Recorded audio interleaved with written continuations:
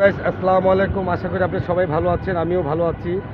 এই যে আজ রবিবার, এই যে আপনার পেট্রোল পাম্পে কোনো গাড়ি ঘোড়া কিছু নাই, কিন্তু আপনার গ্যাস পাম্পে প্রচণ্ড ভিড়। গ্যাস পাম্পে প্রচণ্ড ভিড়ের জন্য দেখাবো ভিড়গুলা যে কী অবস্থা, যে দেখাবো। আপনি দেখাচ্ছি যে সিএনজিওয়ালা এই যে গাড়ি নিয়ে এসে কী অবস্থা, ভোগান্তি দেখেন। যে এই যে দেখেন, আপনি পেট্রোল পাম্পে কোনো গ্যাঞ্জাম নাই, গ্যাঞ্জাম হচ্ছে সিএনজি পাম্পে।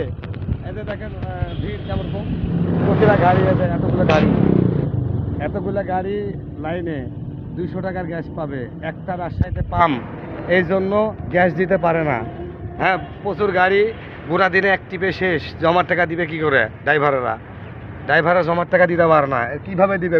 সকালে এসে গ্যাস পাম্পে বসে আছে, তাহলে জমার টাকা দিবে কি করে? দেখেন আমরা গাড়ি কত নিম্নে, 2 লাইনে 1000 গাড়ি আছে। নিম্নে 2 লাইনে 1000 গাড়ি, 1000 গাড়ি 2 লাইনে। সিএনজি লাইনে 1000 গাড়ি, প্রচুর গাড়ি। প্রাইভেট কার আছে, আপনার সিএনজি আছে, 1000 সিএনজি আছে দুদিকে, প্রাইভেট কার আছে। এগুলা খুব রাজশাহীতে গ্যাস পামেলা প্যারা হয়ে গেছে, মানে ড্রাইভাররা ভোগান্তি। আর ভিআইপি মাইকো হলে ভিআইপি হয়। সিএনজির যদি একটা অসুস্থ লোক থাকে, ওটা ভিআইপি দেওয়া হয় না, মাইকক দেওয়া হয়। হ্যাঁ, এগুলা ঠিক না ব্যাঠিক আপনারা বলবেন, দর্শকে বলবেন। এই সিন্ডিকেট বন্ধ না করলে সমস্যা আছে। তাহলে ড্রাইভারের ব্যবসা কিন্তু একদম লটে উঠে যাবে এই পাম্প ঠিক করার না পর্যন্ত। আপনি দেখেন কতগুলো গাড়ি, ড্রাইভারের অবস্থা তো মানে কেরোসিন হয়ে গেছে। রাস্তার সিএনজি পাম্পের ড্রাইভারের আছে, একটা টিপের পর 2 টিপ মারতে পারে পাম্প পেলে। এটা মানে হতে আছে কারো কোনো ইয়া শুনছে না, মানে কারেন্ট চলে গেলে কোনো জেনারেটার স্টার্ট করে না, এই অবস্থা।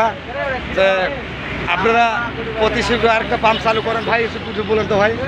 আমার বক্তব্য, এখানে কারেন্ট চলে গেলে জেনারেটর স্টার্ট হয় না, এটাই আমার মনের আবেগ।